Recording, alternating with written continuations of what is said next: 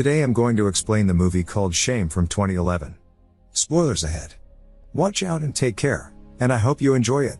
This story is about a guy named Brandon. He is a sex and porn addict. From the morning to the night, he always thinks about sex and porn. One day his sister suddenly came into his apartment to stay with him, and then his life changed totally. If you guys have even a little bit of hesitation and get offended quickly by these things, then I'm requesting you not to watch the video. And if you are okay with these, then please watch the whole video. The topic of this movie might be a little sensitive, but it has such great social messages that can change our lives positively. At the beginning of the movie, we see a 30-year-old guy named Brandon. He works in the corporate sector in New York City. Brandon is a sex addict. He masturbates right after waking up from sleep in the morning, and he keeps thinking about it the whole day. He always thinks about it even if he is not having sex. He watches porn on his work computer in the office. He even masturbated many times in the office washroom. He looks at the girls with a nasty look while going to the office or getting back from the office. At night, he goes to the club to hook up with girls, and if that does not satisfy him, then he calls a prostitute to satisfy himself. He has a sister. Her name is Sissy. Sissy lives in Los Angeles, and she was continuously calling Brandon for the past few days. But Brandon was ignoring her for some reason. One day when he was going to his office, he saw a girl in the metro. The girl also looked at him. But after some time, the girl realized that Brandon's intention was not good. And then she got down from the train at her stop. But Brandon also got down from the train and started following her. But he lost her in the crowd. Brandon's boss's name was David. Even though David was his boss, they were still quite friendly. After office, they went to a club with some other friends. Then David started flirting with a girl. But the girl liked Brandon rather than David.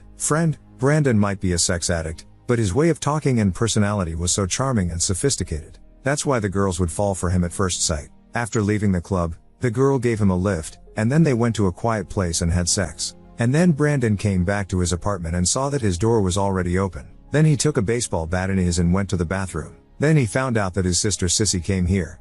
Friends, Sissy was a singer in Los Angeles, and she was about to shift to New York with her boyfriend. But recently, she broke up with her boyfriend, and she had nowhere to live. That's why she requested Brandon to stay in his apartment for a few days, and told him she will sleep on the couch. The privacy of Brandon's sex life matters the most to him. But since Sissy was his own sister, he agreed even though he didn't want to. The next day Sissy was about to sing a song in a club in New York. Then he invited Brandon to the club to listen to her music. After office, Brandon went to Sissy's club with David. Sissy sang a song. Brandon got so emotional after hearing her sing. Everyone praised Sissy so much for her singing talent. And then Sissy joined Brandon and David. And then they had drinks and talked about their life. With this, David started flirting with Sissy. Brandon got so uncomfortable with this, but he didn't react to anything. And then all of them went to Brandon's apartment. But David and Sissy went to his room and started having sex without even asking him. Brandon heard their voice from outside of the room. He got so angry, but he couldn't do anything because David was his boss. That's why he went outside to go jogging. After he came back, he saw that Sissy and David were not home. He changed the bedsheet and fell asleep. After some time, Sissy came back home and laid down on his bed beside him. Brandon got so angry about it, and shouted at her and said, "Get out of my room." The next day, Brandon started flirting with one of his colleagues named Marianne. Marianne also liked Brandon, and she also showed interest in him. Brandon asked her for dinner tonight, and she agreed. And then they went to a fancy restaurant to have dinner and talked about their life. And then we found out that Marianne was divorced. Brandon had another intention, but he stopped himself from asking her to have sex with him. They talked to each other about many things and then got back home. After coming back home, Brandon straight went to the washroom and started masturbating. But then, suddenly, Sissy saw him doing this. Sissy found Brandon's laptop, and it was full of porn videos, and a girl was performing on a live webcam. Then Brandon came there and turned the computer off. And then Brandon shouted at her so much because she spied on him. Sissy said sorry to him, but Brandon shouted at her so much. Sissy became so upset and went outside. And then Brandon put all of his CDs, magazines, and said toys in a plastic bag and threw them into the dustbin. The next day in the office, Brandon met Marianne and kissed her. Then they went to a hotel, and Brandon took drugs there. And then they started having sex. But since he was on drugs, he couldn't satisfy her properly. That's why Marianne got disappointed in him and left. After the effect of the drug ended, Brandon called a prostitute in that hotel to satisfy himself. He came back home and was watching cartoons on TV. Then Sissy came back, and she was trying to call David on the phone.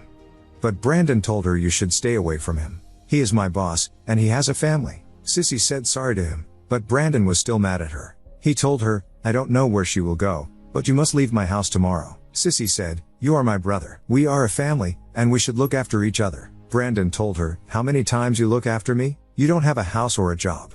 You can't even clean yourself. You are just a burden on me that I don't want to bear anymore. You have no right to stay in this house." And then he left.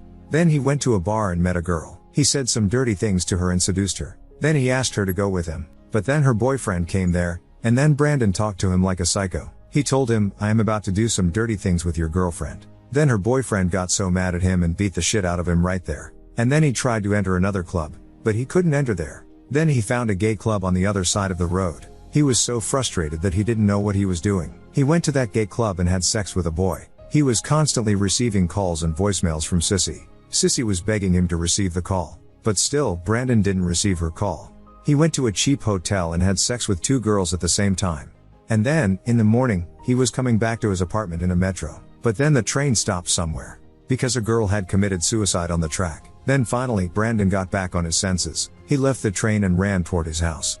He was trying to call Sissy, but she was not responding. He panicked and went home. He found out that Sissy had cut her hand. And she was totally covered in blood. He was so scared and took her to the hospital. Then they treated her, and after some time, Sissy woke up. Brandon said sorry to her and then went outside and cried so much. He realized that today Sissy was about to die because of his selfishness, ignorance towards family, and bad habits. He realized his mistakes, and then he focused on changing himself from now on. The next day when Brandon was going to his office, he again met that metro girl. But this time, that girl came to Brandon to flirt with him. But Brandon has changed now. He noticed that the girl had an engagement ring on her finger, and he ignored her. And the movie ends here. Friends, the meaning of this movie is so deep. If we focus on Brandon's character, we will notice he has such an unsympathetic character. His sex addiction crossed the limit that it was hitting him back. He masturbates right after waking up from sleep in the morning, looks at the girls with a bad look, watches porn, reads dirty magazines, knows where to find sex. It was his life. He had a mental disorder, which means the disease of the brain. He has no problem with his body. This movie tells us, we should not have sex like this. Everyone likes to have sex, but we should not think or dream about it every minute of our life. We should not have sex multiple times a day. This is so unhealthy. Some people believe sex addiction is just a joke. But no, this is not a joke.